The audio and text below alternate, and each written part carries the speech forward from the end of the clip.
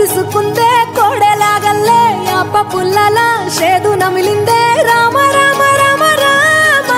తలకు పోసుకుందే నా నేల తల్లే అలికి పూసుకుందే ముక్కు సుకల్లే సత్తి ముటల్లే సగబెట్టుకుందే బాయి గిర్కన పల్లె